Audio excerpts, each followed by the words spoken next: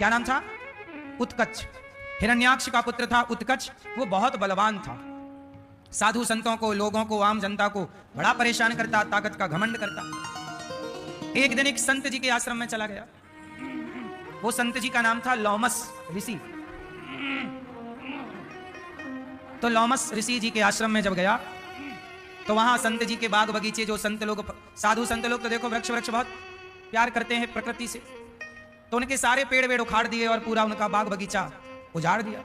तो संत जी को आया गुस्सा और संत ने श्राप दे दिया, अरे दुष्ट, जा तू देह रहित हो जा, मतलब तू रहेगा पर तेरा शरीर नहीं रहेगा।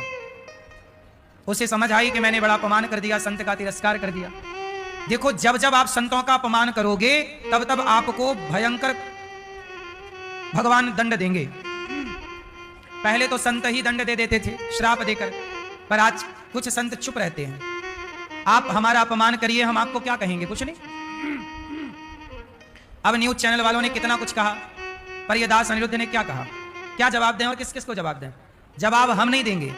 कोई भक्त को यदि आप परेशान करोगे तो जवाब व्यक्ति नहीं देता, जवाब भगवान देते हैं। रावण ने विभीषण को लात मारा तो विभीषण ने रावण को कोई जवाब नहीं दिया। रावण ने विभीषण को क्या मारी? लात। तो विभीषण ने थोड़ी रावण को लात मारी ना, विभीषण ने कुछ कहा। जब भक्त चुपचाप सह लेता है ना, तब भगवान फिर रावण की लंका को जलाए, तब रावण का सर्वनाश हुआ। इसका अर्थ यह हुआ कि आपसे कभी किसी भक्त का, साधु का, ब्राह्मण का, गाय का अपमान ना हो साहब, पाप किसी तरह का ना हो। लोमस ऋषि का अपमान कर दिया तो श्राप दे दिया, जा तो देह रहित हो जा। उसी समय वह सांप के कैंचुए, सांप की जो वो नहीं होती कैंचुली, उसकी तरह उसका शरीर गिरने लग गया और वह देह रहित हो गया। लोमस ऋषि के चरणों में गिरा, महाराज अपराध हो गया, बड़ी गलती हो गई, क्षमा क्षमा क्षमा। तब भगवान लोमस ऋषि संत बोले कि वैवस्वत मनवंतर में भगवान कृष्ण का अवतार होगा, तब उनके चरण के प्रहार से तेरा उद्धार हो जाएगा। जब भगवान 6 महीने के भय भगवान कृष्ण, तो भगवान कृष्ण छकड़े के नीचे पड़े थे। मैया यशोदा ब्राह्मणों को भोजन करा रही, समाज को भोजन करा रही, और छकड़ा होता ना बैलगाड़ी, तो पहले के जमाने में बैलगाड़ी के नीचे लोग बच्चों के पालने रख देते थे कि छाया में वहीं खेलता रहेगा। तो बैलगाड़ी के नीचे कन्हैया का पालना रखा था। मैया सुला के चली गई और काम में लग गई। बिल्कुल पास पास ही थी मैया, अगल बगल। सकटा सुराया, उसे छकड़े पर बैठ गया और वो भगवान को कंस ने भेजा था सकटासुर को मारने। भगवान श्री कृष्ण ने देखा कि मामा जी ने भेजा है, तो भगवान ने सकटासुर को देखा कि गाड़ी पर बैठा, तो बैलगाड़ी पर भगवान ने एक पांव जमाया, एक लात का प्रहार किया। भगवान का प्रहार होते ही वह बैलगाड़ी आकाश में गई और पूरा गोल गोल घूमती हुई धड़ाम से गिरी।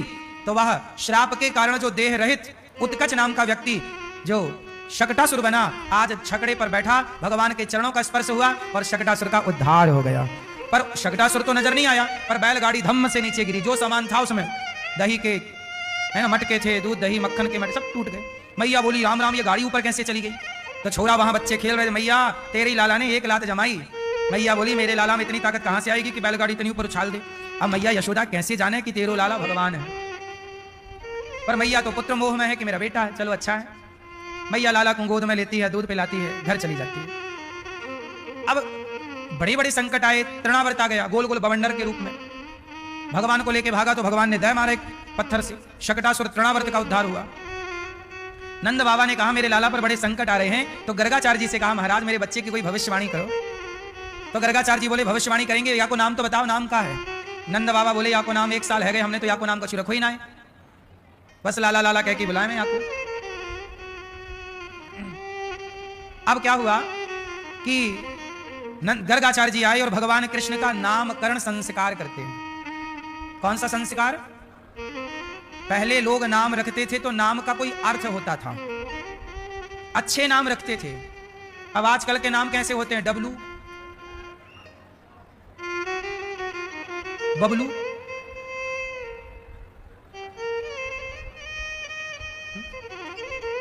टिंकू, पिंकू, पप्पू। नाम करते हो, नामकरण करते हो, तो नाम बढ़िया सा नाम रखना चाहिए जिसका कोई अर्थ हो, मिलता जुलता हो भगवान से, अच्छा नाम रखो। कितने हमारे यहां नामों की कमी थोड़ी है। हमारे पिताजी का नाम है श्री राम नरेश तिवारी, दादाजी का नाम था राम सेवक तिवारी, दादाजी के पिता का नाम था राम गरीब तिवारी। तो हमारी पीढ़ी, सारी पीढ़ियों पर राम के नाम से संबंध था। राम गरीब, राम सेवक, राम नरेश। तो ऐसे नाम हो जिन नामों का कोई अर्थ हो। जैसे ये दास का नाम है अनिरुद्ध, तो हमारे नाम का अर्थ क्या है? नहीं पता। जिसे कोई अवरुद्ध ना कर सके, जिसे कोई सेवा से रोक ना सके, उसका नाम अनिरुद्ध है। अनिरुद्ध भगवान कृष्ण के पोते का नाम था। भगवान कृष्ण का नाम कृष्ण, भगवान कृष्ण के पुत्र का नाम प्रद्युम्न, प्रद्युम्न जी के पुत्र का नाम अनिरुद्ध, अनिरुद्ध के पुत्र का नाम वज्र, वज्रनाभ। तो भगवान से इतने सारे नाम हैं, इतने नाम हैं। गणेश जी के 1000 नाम, दुर्गा जी के 1000 नाम, राम जी के 1000 नाम, कृष्ण जी के 1000 नाम, शिव जी के 1000 नाम। इन हजारों नामों में कोई एक नाम जो बढ़िया हो चुन लो, ताकि वो नाम लेने से वाणी पवित्र रहेगी। अजामिल ने मरते समय अपने बेटे का नाम पुकारा था। बेटे का नाम क्या था उसके? नारायण। और मरते बड़ा पापी था, पर मरते समय बेटे को बुलाया नारायण, तो बेटे ने नहीं सुना, एक नाम धोखे से निकला और उस पापी अजामिल का उद्धार हो गया। ये महिमा है सही नाम की। सही नाम होगा तो सही दिशा मिलेगी। अब कुछ लोग कहते हैं नाम बड़ से क्या होता है, तो नाम से कुछ नहीं होता, तो तुम अपने बेटे का नाम रावण रख लेना, बेटी का नाम सूर्पनखा रख लेना। भाई ये कुछ लोग क्या कहते हैं जी नाम से क्या होता, क्यों नहीं होता? कुछ नहीं होता तो तुम अपने बेटे का नाम कंस रख लो, बेटी का नाम कुछ नहीं होता। लोग जो कहते हैं नाम से क्या होता, तो ताड़ का नाम काहे नहीं रख लेते?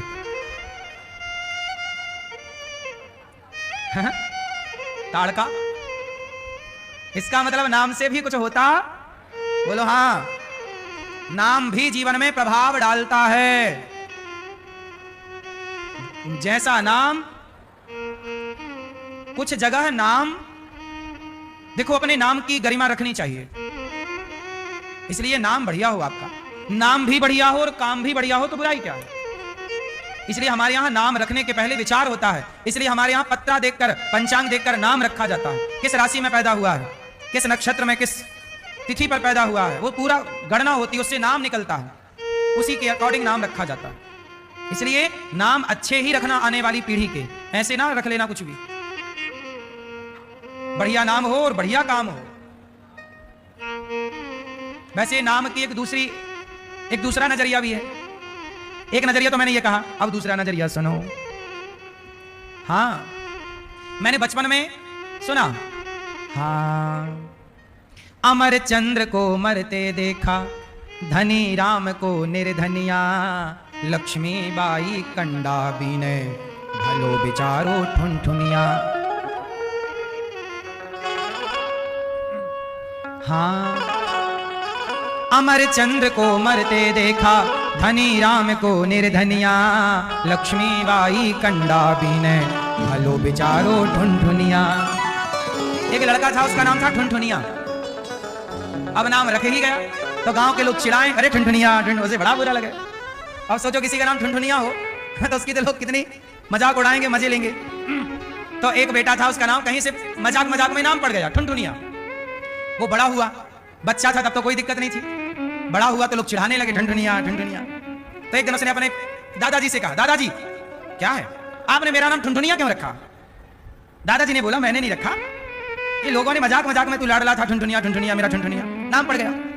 अब बताओ, सब लोग हमें चिढ़ाते हैं, ठुनठुनिया भी कोई नाम होता है? तब दादाजी बेचारे, उसका नाम अब ठुनठुनिया पड़ ही गया, तो उसे समझाने के लिए कहा कि बेटा नाम जो है सो है, तू काम बड़ा कर, तू काम बड़ा कर। चल मैं तुझे दिखाता हूं कि जिनके नाम बहुत अच्छे हैं वो क्या कर रहे हैं। तो आगे गए तो एक आदमी मरा हुआ, उसको कंधे पर लेके लोग शमशान जा रहे थे। राम नाम सत्य है। तो ठुनठुनिया के दादाजी ने पूछा, भाई साहब ये मर गया? बोले हाँ। क्या नाम था इसका? बोले इसका नाम था अमरचंद्र। तो दादाजी ने देखा ठुनठुनिया की तरफ, देख नाम था अमर, वो मर गया। भाई जब नाम अमर था तो मर कैसे गया? तो अमरचंद्र को मरते देखा, एक भिखारी आ गया आगे। तो दादाजी ने पूछा, ठुनठुनिया के दादाजी ने, तेरा नाम क्या है? बोला धनी राम। नाम धनी राम है और मांग रहा है भीख। तो अमरचंद्र को मरते देखा, धनी राम को निर्धनिया। और लक्ष्मीबाई कंडावी ने, एक महिला गाय का गोबर बीन रही थी। मतलब गाय का गोबर जब गाय खेत में चरती है ना, तो खेत में जब वो गोबर करती है तो वो सूख जाता है गोबर, वो अपने से ओपला बन जाता है, कंडा बन जाता है। तो पहले के लोग गांव के वो गाय का सूखा गोबर बीन लाते थे। बीन लाते मतलब समेट लाते थे और रोटी वोटी बनाने के, चूल्हा पे जलाने के काम आता था। तो एक लड़की, एक महिला, वो गोबर, सूखा गोबर बीन रही थी। समझते हो ना, सूखा गोबर ओपला बोलते हैं, कंडा बोलते हैं उसे, समेट रही थी। तो दादाजी ने पूछा, तेरा नाम क्या है? बोले लक्ष्मीबाई। देख ठुनठुनिया, नाम लक्ष्मीबाई और बीन रही है कंडे, हाँ, और नाम है लक्ष्मी। तब कहा दादाजी ने, अमरचंद्र को मरते देखा, धनी राम को निर्धनिया, लक्ष्मीबाई कंडा बीने, भलो बिचारो ठुनठुनिया। ठुनठुनिया तो ठुनठुनिया ही सही है, चल। इसलिए नाम ठीक है, पर तेरा काम तुझे महान बनाएगा। यह बात सत्य है कि नाम भी मायने रखता है, पर नाम से अधिक उसका काम भी मायने रखता है। तो काम अच्छा है तो नाम जो है सब सही है, लेकिन फिर भी नाम शास्त्रोक्त नाम हो, मनमाना नाम ना हो, क्योंकि नाम भी प्रभाव डालता है, ये याद रखिएगा। ये दोनों हमने पक्ष बताए, इसलिए बताए क्योंकि दोनों बातें समाज में हैं। मैं अपनी बात बताऊं, मेरा नाम पहले अनिल कुमार तिवारी था। न्यूज चैनल वाले मेरा नाम ही गलत बताते रहते हैं, कुछ न्यूज वाले, उन्हें पता ही नहीं मेरा नाम क्या है, पुराना नाम। मेरा पुराना नाम है अनिल कुमार तिवारी। मेरी मां मुझे अन्नू कहती है आज भी, अन्नू, ANNU। तो मैं अन्नू के नाम से गांव में जाना गया, अनिल के नाम से स्कूल में जाना गया। लेकिन जब तक मेरा नाम अनिल और अन्नू था, तब तक मुझे केवल गांव के लोग जानते थे। फिर मेरा नाम मेरे गुरुजी ने मुझे नाम दिया। जब हमने गुरुमंत्र लिया तो गुरुमंत्र में एक संस्कार होता है, नामकरण संस्कार। 5 संस्कारों में एक नाम भी बदला। तब मेरे गुरुजी ने मुझे अनिल की जगह अनिरुद्ध नाम से सबसे पहले गुरुजी ने पुकारा। और यह नाम जो अनिरुद्धाचार्य है, यह नाम मुझे गुरुजी ने दिया। यह नाम पड़ा मेरा 2010, 20 जनवरी 2010 सुबह के 9:30 बजे। 2010 के पहले तक मेरा नाम अनिल ही था। तो नाम जब से पड़ा ये, तब से ये दास समाज की सेवा में लगा। तो ये बिल्कुल सही है कि नाम भी प्रभाव रखता है और काम भी प्रभाव रखता है। इसलिए आप अपने बच्चों का नाम भी बढ़िया रखिए और संस्कार दीजिए कि काम भी बढ़िया करें, तो सोने में सुहागा होगा। क्या बुराई है बताओ जी? नाम भी अच्छा हो और काम भी अच्छा हो। हम ये क्यों कहें कि नाम कैसा भी हो केवल काम अच्छा हो? नहीं भाई, ये बात भी सही है, पर नाम भी अच्छा रखो और काम भी अच्छा करो, दोनों प्लस होना चाहिए। तो बढ़िया नाम दो बच्चों को, शोध बढ़िया नाम पूछो, बढ़िया नाम रखो। भगवान का नाम गर्गाचार्य जी ने किया नामकरण। क्या नाम रखा? अयम ही रोहिणी पुत्रो रमयन सुहृदयो गुणै। ये मैया यशोदा, ये जो आपकी गोद में ये रोहिणी पुत्र है, इनका नाम होगा बलराम। राम होगा राम इति बलाधिक्याद बलम विदु। नाम होगा राम, पर बल अधिक होने से नाम पड़ेगा बलराम। और ये जो यशोदा मां का पुत्र है, शुक्लो रक्तस तथा पीत इदानीम कृष्णताम गतः, इनका नाम होगा कृष्ण। कर्ष्यति कृष्णः, जो सबके चित्त को चुराएं, उनका नाम कृष्ण है। तो भगवान का नामकरण संस्कार हुआ। अब भगवान थोड़ा बड़े हुए, घुटनों के बल चलने लग गए। भगवान घर घर में माखन खाने लग गए, गैयों के संग खेलने लग गए और भगवान बहुत बाल लीला करने लग गए। एक दिन क्या हुआ कि गोपियां शिकायत करने आई, अरे मैया, ओ यशोदा, हाँ बहन, कहा है गौ? अरे तेरे लाला ने उधम मचा रखे हो पूरे गांव में। का क्यों हमारे गांव में? का क्यों लाला ने? तब बताया कि मैया तेरे लाला ने आज घर में जाए के सारे बछड़ों को यादारी के ने खोल दियो। बत्सान मुंचन क्वचित समय, आज समय में जब गैया लगाने का टाइम नहीं था, दोहने का टाइम, तो बछड़े खोल दिया, सारा दूध बछड़ों ने पी लिया और हमें गई दूध लगाने कुछ नहीं मिला। मैया बोली, चौरे लाला तो यूं हरकत करें? कन्हैया बोले, मैया ये बछड़ों को तो कछु दूध पिलावे ना है, साबरो निकाल के और खुद पी जावे और मथुरा में ले जाए के बेचे हमें। मैया बछड़न को भी तो दूध मिलना चाहिए, इसलिए घर में गाय रखो तो आधा दूध आपका और आधा दूध उसके बच्चे का। नियम ये है, 2 थन आप लगाओ, 2 थन का दूध बच्चा पिए, यही नियम है। हमारी गौरी गोपाल गौशाला में जितना भी गैया है, सोचिए हम रोज 100-125 लीटर दूध रोज खरीदना पड़ता है हमें, जबकि 400 गैया हैं। तो 400 गैया में कुछ गैया ऐसी हैं जो लगती ही नहीं है, बूढ़ी है, गौ सेवा है, दूध के लालच से थोड़ी गौशाला होती है। पर कुछ दूध होता है तो आधा दूध तो बच्चे पीते हैं, बछड़ा बछिया, और जो दूध निकलता है वो दूध हमारी वृद्ध माताओं के लिए आता है। तो वृद्ध माताओं के 309 माताएं हैं, तो माताओं के लिए भी दूध कई बार खरीदना ही पड़ता है। तो गाय का दूध जो है वो बच्चों के लिए, इसलिए हम लोग पूरा दूध कभी नहीं लगाते, 2 थन ही लगाते हैं। और यही धर्म है, आधा दूध बछड़ा पिए और आधा दूध आप पिए। जब बच्चा घास खाने लग जाए, बड़ा हो जाए, तब फिर आप भले 3 आप ले लो, एक का उसको पिलाओ, पर उसको पिलाते रहो, भले वो बड़ा। हमारे पास एक गैया है, वो बैठती और अपना दूध खुद पी जाती है। हाँ, ऐसे बैठ जाएगी और अपना मुंह जाएगी थन की तरफ और खुद पीती रहेगी, खुद ब्याही है अभी, और उसका बच्चा भी है छोटा सा, और वो बैठी बैठी अपने दूध पीती रहती है। गैया है। हमारे पास एक गाय है, उसके थन से ना दूध की धार अपने से बहती रहती है। कुछ गाय होती हैं, पता है आपको, लाखों में कोई गाय ऐसी भी होती हैं जिनके थन से अपने आप दूध की धारा बहती रहती है। गाय है ना, मां है, जहां वो रहेगी वहां दूध ही दूध रहता है, बहता ही, आप लगा लो फिर भी बहता है, होता है। तो गायों की भी अपनी महिमा है, गायों का भी अपना आनंद है। तो गाय की सेवा करोगे तो गाय को जानने का मौका मिलेगा। अब आजकल लोग गाय को नहीं जानते, गाय का स्वभाव नहीं जानते, गाय की करुणा नहीं जानते। आजकल लोगों ने गाय को श्रेणी क्या दे रखी है? जानवर की। गाय जानवर में नहीं आती, गाय किस में आती है? हम सनातनियों की मां है गाय, गावो विश्वस्य मातरः। गाय को हम लोग मां का दर्जा, लेकिन आजकल इतना पढ़ लिख गए लोग कि पढ़ लिख के वो गाय को जानवर समझने लग गए। गाय का दूध नहीं पीते, गाय का गोबर से उन्हें बदबू आती है। कुछ लोगों को गौमूत्र की अवहेलना करते हैं और बिल्ली की पट्टी की कॉफी बड़े गर्व से पीते हैं। कैट कॉफी, पता है कॉफी आती है वो बिल्ली की पट्टी से बनती है, और बड़े अमीर अमीर लोग वो पीते हैं बिल्ली की पट्टी की कॉफी। वाह! और जमाना आगे तो बढ़ने दो, अभी तो बिल्ली की पट्टी की पी रहे हैं, वो दिन दूर नहीं जब कुत्ते की पट्टी की कुछ पीने लग जाएंगे ये। गाय के दूध, गाय का दही छोड़ दिया लोगों ने, और कहां जा रहे हैं? बिल्ली की पट्टी की कॉफी पी रहे हैं। बाजार में बिकती है, आपको पता है कि नहीं ये बात? पता है? हाँ, बाजार में बिकती है ये सब चीजें। इसलिए कहता हूं साहब, गौ माता से जुड़े रहो और गाय का तिरस्कार ना किया करो। आप पढ़े लिखे हैं, इसका मतलब ये नहीं कि अपनी प्राचीन परंपराओं का अपमान करने लग जाएंगे, गाय का तिरस्कार करने लग जाएंगे।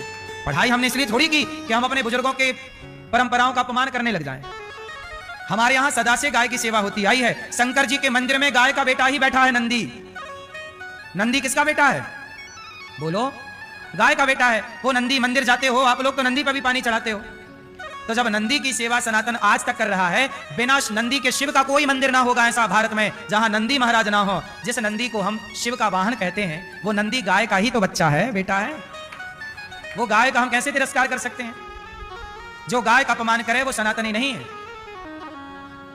भगवान गाय के बछड़े को खोल देते हैं। मैया बोली लाला को सखी डांट दियो करो। बोले कौन से संजाता हासा, हमसे डांटती हैं, ये ही करके हंसता है, हम सारा गुस्सा भूल जाती हैं। स्तेयम स्वादवत्यथ दधिपया कल्पितैः स्तेय योगैः। मैया तेरा लाला बड़ा गजब काम करता है। अरे यशोदा, ये तेरा लाला बड़ा नटखट है, चोरी के बड़े बड़े उपाय करता है, हमारे दूध दही को चुरा लेता है, खा जाता है, केवल अपना नहीं खाता, ग्वाल वालों को बुलाता है, गोला बनाता है, उसके ऊपर चढ़ता है, छीके से मटकी का मक्खन निकालता है, सबको खिलाता है, खुद खाता है, वो खाने के बाद मटकी तोड़ देता है। राम राम सखी ने सड़ो माखन धर रखे हो। दारी को खा ले पहले मक्खन, और बाद में बोले माखन सड़ो है, बाद में आके नाक काम करे।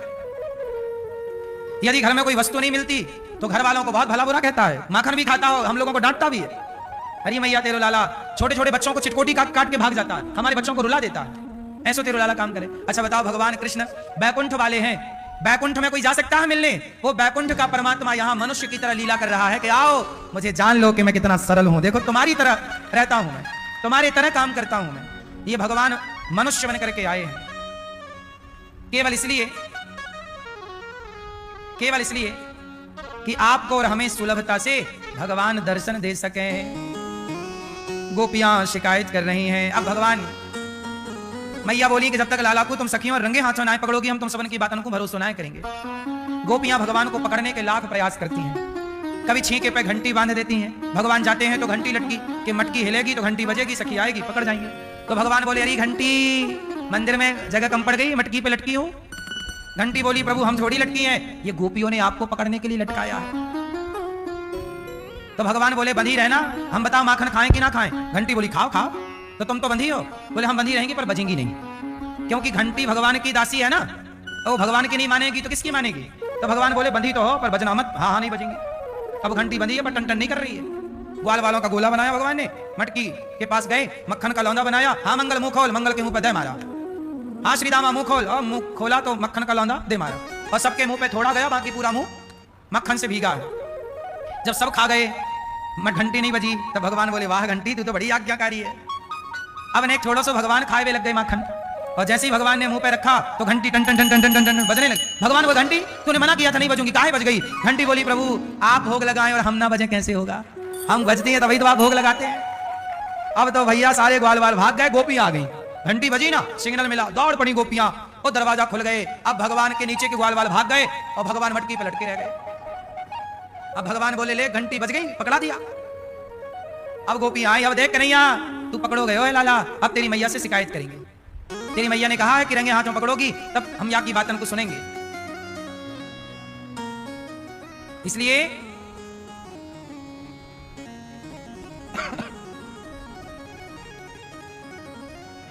अब भगवान ऊपर लटके हैं। सखी से कहा सखी डांटियों बाद में नेक नीचे तो उतारो। तो गोपी ने कंधा दिया, भगवान कंधे पे पांव रख के सखी का हाथ पकड़े नीचे आए, और भगवान बोले कि अब मैं कान पकड़ूं, अब मैं चोरी ना करूंगा, एक बार सखी मुझको छोड़ दे और मैया से मत कहियो मैया मारेगी। सखी बोली हम एक ही शर्त पे छोड़ेंगी। क्या शर्त है, तुम हमें एक बार नाच के दिखाओ। अब सोचिए जगत का पालनहार जो सबको नचाता है, आज उसे गोपियां नचा रही हैं। सच बताओ भगवान किसके वश में होते हैं, बोलो। इस धरती पर यह चमत्कार होने को तैयार है, आपका विश्वास तो हो। हाँ गणेश महेश दिनेश सुरेश हूँ जाहि निरंतर गावे, जाहि छाछ पिलाऊंगी। छाछ के लिए जगत का पालनहार गोपियों के आगे नाच रहा है। यही भगवान की भगवत्ता है कि वो प्रेम के आगे विवश हो जाता है और भगवान हार जाते हैं। और भक्त बताओ कौन जीतता है और कौन हारता है। भगवान जीतते हैं। कौन बड़ा, भगवान बड़े कि भक्त बड़े? कौन बड़ा, कौन बड़ा मेरी मां? एक बार पृथ्वी बोली मैं बड़ी, तो पृथ्वी बोली मैं बड़ी, तो शेषनाग बोले तुम बड़ी तो मेरी खोपड़ी पे क्यों पड़ी, तुम बड़ी तो मेरे सिर पे क्यों पड़ी। शेषनाग भगवान बोले मैं बड़ा, तो शंकर जी बोले आप बड़े तो मेरे गले में कैसे पड़े। तो शंकर जी बोले मैं बड़ा, तो कैलाश बोला आप बड़े तो मेरे ऊपर क्यों खड़े। कैलाश बड़ा, कैलाश बोला मैं बड़ा, तो रावण बोला कैलाश आप बड़े तो मेरे हाथ में कैसे पड़े। कैलाश को उठा लिया रावण ने। रावण बोला मैं बड़ा, तो बाली बोला तू बड़ा तो मेरी कांख में कैसे पड़ा। कौन बड़ा, कौन बड़ा? बाली बड़ा। बोले बाली बड़ा, बाली बड़ा नहीं राम बड़े, जो बाली को मार गिराए तो राम बड़े ना। हाँ राम बड़े नहीं भक्त बड़े, राम बड़े नहीं भक्त बड़े, जो राम से काम कराए हैं। राम बड़े नहीं भक्त बड़े, जो राम से काम कराए हैं। तो कौन बड़ा? भगवान बड़े नहीं, भगवान से बड़ा होता है भगवान का भक्त, जो भगवान को भी अपने वश में कर लेता है। भक्त ही तो वश में करता है। इसलिए तो कहा भगवान से बड़ा कौन? जब भक्त नहीं होंगे भगवान कहाँ होगा। हर एक समस्या का समाधान कहाँ होगा। जब भक्त नहीं होंगे भगवान कहाँ होगा। भक्त ही नहीं होंगे तो भगवान, ध्रुव ना होते, प्रहलाद ना होते, विभीषण और सुग्रीव और हनुमान जी जैसे भक्त ना होते, शबरी और केवट जैसे भक्त ना होते, तो बताओ भगवान को कौन जानता। इसलिए भगवान से बड़ा कौन? भगवान का। इसलिए साहब भगवान भी आपके वश में हो जाते हैं। गोपियां नचा रही हैं। देखो ना, राम सुग्रीव के चक्कर में बाली को मार दिया राम जी ने, जबकि राम की बाली से कोई दुश्मनी नहीं थी। बोलो हाँ थी? बताओ मेरी मां, राम की बाली से कोई पर्सनल दुश्मनी थी? राम ने बाली को क्यों मारा? सुग्रीव के चक्कर में। सुग्रीव पर अत्याचार किया, राम जी ने मार दिया। अच्छा, मारे भी तो छिप के मारे, सामने से नहीं मारे। आज भी सवाल राम पर खड़ा है कि आपने सामने से क्यों नहीं मारा? तो बताओ, राम जी ने बाली को सामने से क्यों नहीं मारा? राम जी बाली को सामने से मारते तो बाली राम की शरण में चला जाता, और शरण में चला जाता तो राम जी बाली को मार ही नहीं सकते थे। जो शरण में आ जाता है भगवान उसे कभी नहीं मारते, और नहीं मारते तो सुग्रीव को वचन दे चुके थे कि सुन सुग्रीव, मारी हूं बाल ये कई बाण। यदि बाली शरण में आ जाता तो राम बाली को ना मारते, और ना मारते तो सुग्रीव को यह लगता कि राम ने बाली से हाथ मिला लिया। फिर सुग्रीव क्या आरोप लगाता कि राम ने तो मेरे को धोखा दे दिया, तो राम पर धोखा का आरोप लग जाता। इसलिए राम पर यह आरोप ना लगे। राम अपने मित्र को कभी धोखा नहीं दे सकते, इसलिए राम इस आरोप को ना लगने देने के लिए छिपके मारे कि लोग यही तो आरोप लगाएंगे कि छिपके क्यों मारा। मित्र के वचन की रक्षा करनी थी, इसलिए राम ने छिप करके मारा, छिप करके मार दिया। बाली बोला कि आपने क्यों मारा? भगवान ने कहा तूने सुग्रीव की पत्नी को रखा, इसलिए मैंने तुझे मारा। इस तरह से राम जी लीला करते हैं। भगवान की बड़ी लीलाएं हैं, सब नहीं समझ सकते। एक दिन की बात, एकदा गृहदासीसु यशोदानंद गेहनी कर्मांतर नियुक्तासु निर्ममंथ स्वयं दधी।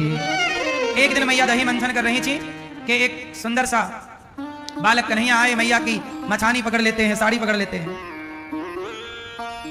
और भगवान कहते हैं कि मैया दूध पीना है। मैया बोली तेरे लिए ताजा मक्खन निकाल के रख रही है। बोले नहीं, हमें तो दूध ही पीना है। मैया अपना दूध पिलाने लगी, तभी चूल्हे पे रखा दूध उफनने लग गया। तो मैया लाला को उतार के चूल्हे का दूध उतारने गई, और जब गई तो भगवान ने कहा कि लाला से ज्यादा प्यार दूध दही से। घर की सारी मटकियों को भगवान ने तोड़ दिया। मैया आई तो सारी मटकियां टूटी पड़ी। जब मटकियां टूट गईं तो मैया को लगा कि आज तो लाला को समझाना ही पड़े, बिगड़ जाएगा। तो मैया ने कहा दारी कि आज तो को पकड़ के मारूंगी, बांध दूंगी। अब भगवान भाग रहे हैं, आगे आगे भगवान, पीछे पीछे मैया भाग रहे हैं। मैया की पकड़ में ही नहीं आ रहे हैं भगवान। जब भगवान भागेंगे तो किसकी पकड़ में आएंगे? पर मैया पीछे लगी है, और जब भक्त पीछे पड़ जाता है भगवान के, तब भगवान कृपा करके पकड़ में आ जाते हैं। और मैया ने पकड़ा और बांध दिया। काहे से बांधा? किससे बांधा? मैया, ओ मेरी माँ, पीली मैया, जा रही हो मेरी माँ? जाओ जाओ जाओ। हाँ, अरे आप तो जा रही थी। ओ लाल मैया, जा रही हो मेरी माँ? हाँ, अरे बैठ गई आप।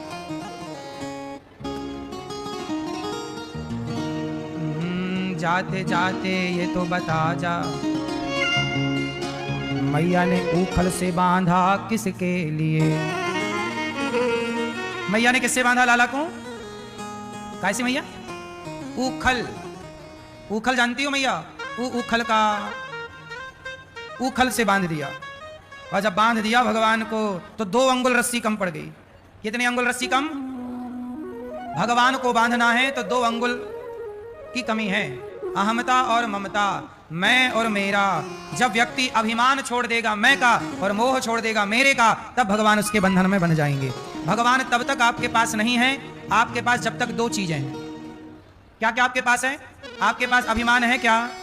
बोलो हाँ कि ना। क्यों? किस किस के पास अभिमान है? जिनके है वो हाथ उठाओ। घमंड किस किस के पास है? अभिमान आपके पास नहीं है तो हाथ काहे नहीं उठा रही हो मेरी माँ? आलसी मैया। घमंड किस किस के पास है? अभिमान। ओ पंचायती मैया, देखो ये पीली मैया मस्त चल रही है पंचायत। सुनो, भगवान तब तक नहीं मिलते जब तक अभिमान होता है। क्या होता है? अभिमान। जैसे आप लोगों को अभिमान है। क्या क्या अभिमान है आपको? क्या मैया आपको क्या अभिमान है? आपको क्या अभिमान है? अभिमान इतना सूक्ष्म है कि वो है सबके पास, पर कई बार लगता है कि हमारे पास तो अभिमान है ही नहीं। आओ हम बताते हैं अभिमान क्या है, घमंड क्या है, किस बात का घमंड है, किन किन लोगों को घमंड है। आओ जरा जानकारी दे दूं आपको। अभिमान क्या है? अभिमान है मैया, भैया आपका विवाह हो गया? आप कितने लोगों का पेट भरते हो? कितने लोगों? 12 लोगों का पेट आप भरते हो। आप कितने लोगों का पेट भरते हो? हैं? 10 लोगों का पेट आप भरते हो। आप कितने लोगों का पेट भरते हो?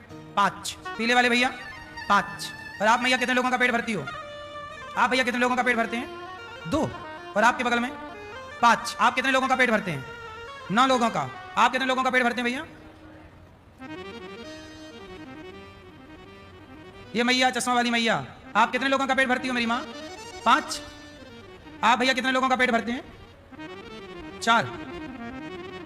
सुनो, आप लोग कह रहे हैं कि हम 10 लोगों का पेट भरते हैं, 5 लोगों का पेट भरते हैं, इतने लोगों का पेट भरते हैं। जो आपने ये समझ रखा है, मान लिया कि मैं भरता हूं पेट, यह भी अभिमान है। आप ये मान चुके हैं कि मैं करता हूं। कभी ये मत कहो कि मैं करता हूं। आप नहीं रहेंगे तो भी उनका पेट भरा जाएगा जिनका पेट आज भर रहा है। जब आप नहीं थे तब भी पेट भर रहा था, आप नहीं होंगे तो भी पेट भर रहा। पर आपको ऐसा लगने लगा कि मैं पेट भर रहा हूं। मैं नहीं होऊंगा तो कैसे काम होगा? मैं नहीं रहूंगा तो भी काम होगा। इसलिए काम होगा क्योंकि करने वाला मैं नहीं हूं, करने वाले भगवान हैं। और हमें यह लगता है कि हम कर रहे हैं। यही है अभिमान। आपने यह समझ लिया कि आप पेट भरते हैं किसी का, यह अभिमान है। इसलिए इस अभिमान को त्याग दीजिए कि आप पेट भरते हैं। हम कभी किसी का पेट नहीं भरते, सबका पालनहार, सबके पेट भरने वाले भगवान। अपने को इस घमंड से नीचे कर लीजिए, हटा लीजिएगा। सच्चाई यही है कि मैं कुछ नहीं करता, भगवान मेरे से करवाते हैं। अर्जुन युद्ध नहीं लड़ रहे थे, भगवान लड़वा रहे थे। अर्जुन नहीं जीत रहे थे, भगवान जितवा रहे थे। क्यों ये बात सही है कि गलत है? हमें लगता है हम करते हैं, पर ना, हमसे भगवान करवाते हैं। इसलिए हम निमित्त हैं। हम क्या हैं? सिर्फ निमित्त हैं।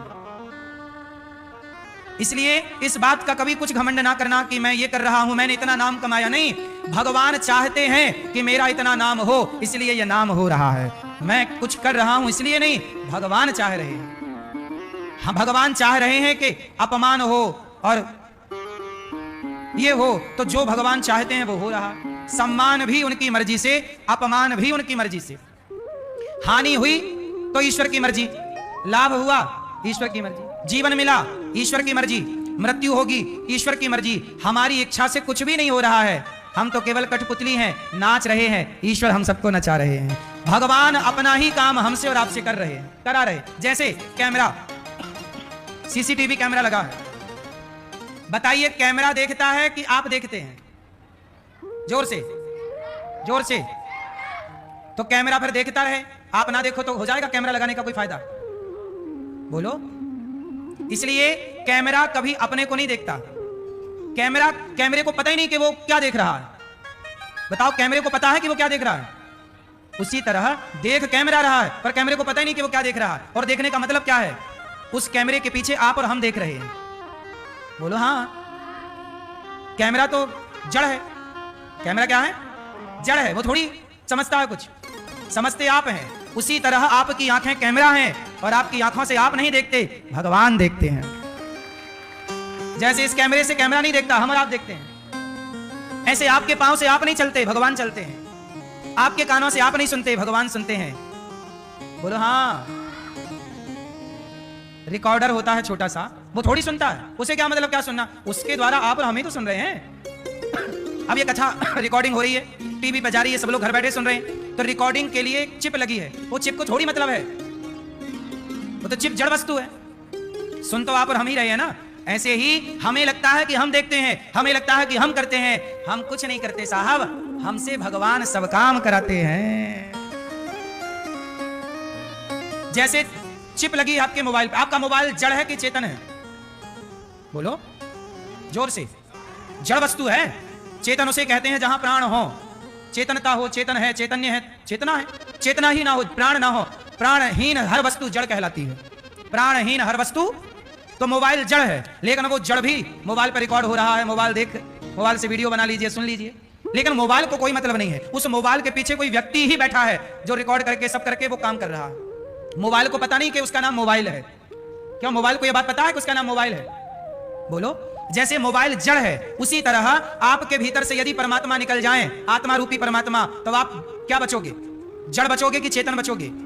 मुर्दा जड़ होता है कि चेतन होता है? बोलो। मुर्दा जड़ है। जब तक प्राण थे तो चेतना थी, तो चेतन था। प्राण गए तो क्या बन गया?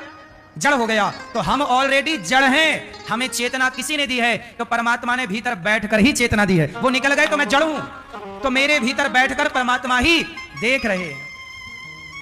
मेरे भीतर बैठकर भगवान ही बोल रहे हैं, आपके भीतर बैठकर परमात्मा ही सुन रहे हैं। तत्व की दृष्टि देखोगे तो इस धरती पर एक परमात्मा के सिवा दूसरा कुछ नहीं है। व्यवहार में ये स्त्री है, ये पुरुष है, ये चींटी है, ये हाथी है, पर तत्व की दृष्टि में सब में एक ईश्वर है, दूसरा कोई है ही नहीं। पर व्यवहार में दूसरा तीसरा सब कोई है। तो व्यवहार में उलझे रहना है तो ये स्त्री होगी, ये पुरुष होगा। लेकिन यदि आध्यात्म की कसौटी में कसना है तो इस व्यवहार से ऊपर उठ के ये सोचना पड़ेगा कि सब में एक ही तत्व विद्यमान है और वो है ईश्वर। तो आप व्यवहार में जीना चाहें तो उलझे रहो स्त्री पुरुष में, पर इस स्त्री पुरुष से ऊपर उठना चाहें तो आप चले जाइए उस आध्यात्म की गहराई में, जहां आपको केवल एक चीज दिखाई पड़ेगी। प्रहलाद चाहे स्त्री देखें चाहे पुरुष, चाहे खंबा देखें चाहे पानी, प्रहलाद को हर वस्तु में भगवान नजर आते थे। बस यही दृष्टि है आध्यात्म की, कि संसार का व्यक्ति स्त्री पुरुष देखता है, पेड़ पौधे पशु पक्षी देखता है, पर भक्त उस पेड़ पौधे पशु पक्षी स्त्री पुरुष में भी परमात्मा का दर्शन करता है। यही आध्यात्म। अब आपको क्या बने रहना है, क्या दृष्टि चाहिए आपको, क्या देखना, जो देखना चाहते हो। संसार में सब तरह की आंखें होती हैं। एक आंख है रावण की, जो पराई औरत को भी चुराना चाहता है, और एक आंख है राम की, जो दूसरे की बहन को अपनी बहन की दृष्टि से देखते हैं। रावण की बहन आई, ऑफर लेकर आई, राम ने नहीं देखा। एक दृष्टि है नामदेव जी की। नामदेव जी एक भक्त हुए महाराष्ट्र के, रोटी में घी लगाए और रखी, रोटी बनाई रखी, घी की कटोरी लेने नामदेव जी अंदर गए। कुत्ता आया, रोटी दबा के भागा। तो नामदेव जी घी की कटोरी लेके पीछे पीछे दौड़ पड़े, प्रभु रुक जाओ, प्रभु रुक जाओ। लोग बोले प्रभु नहीं है, वो कुत्ता है। बोले आपके लिए कुत्ता है, मैंने भगवान के लिए रोटी रखी थी, इस रूप में भोग लगाने भगवान ही मेरी रोटियों का भोग लगाने आए हैं। सब कुत्ता देख रहे थे, पर भक्त क्या देख रहा है, उस कुत्ते में भगवान। अब आपकी नजरों में यदि ये कुत्ता है तो वो कुत्ता दिखेगा, पर नामदेव की नजरें होंगी तो कुत्ते में भी भगवान का दर्शन होगा।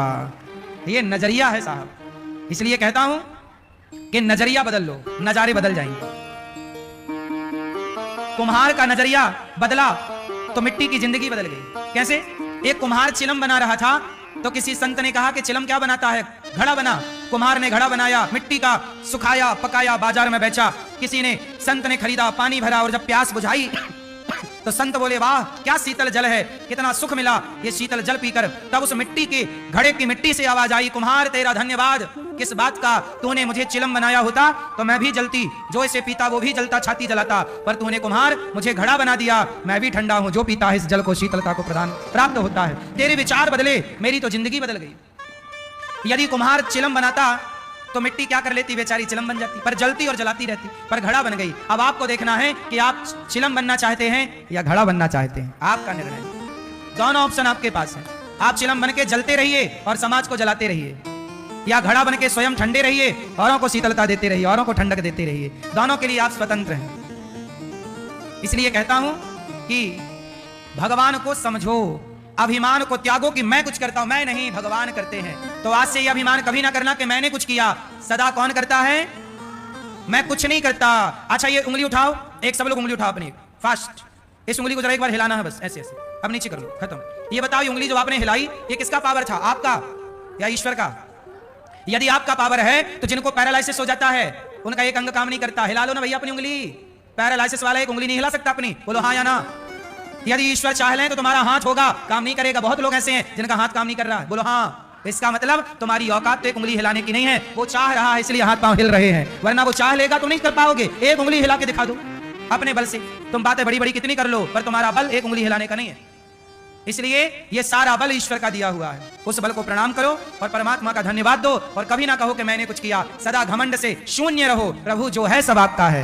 व्यापार आपका, परिवार आपका, ये शरीर, ये जीवन, नाच सकल संपदा तुम्हारी, मैं सेवक समेत सुत नारी। समर्पण ही भक्ति है। यदि समर्पण नहीं होगा इस तरह तो आप भक्ति के पथ पर कभी चल ही नहीं सकते। समर्पण कीजिए। भगवान ने उखल को टेढ़ा किया, मैया ने बांधा, अहमता और ममता, मोह त्याग दीजिए कि ये मेरा, भगवान मेरे। उखल को टेढ़ा किया, नलकूबर मणिग्रीव का भगवान ने उद्धार किया। वाणी गुणानुकथने श्रवणौ कथायाम, हस्तौ च कर्म सुमनस्तव पादयोर्न। नलकूबर मणिग्रीव भगवान से प्रार्थना करते हैं, क्षमा मांगते हैं। ये श्राप के कारण वृक्ष बने, आज भगवान ने इनका उद्धार कर दिया।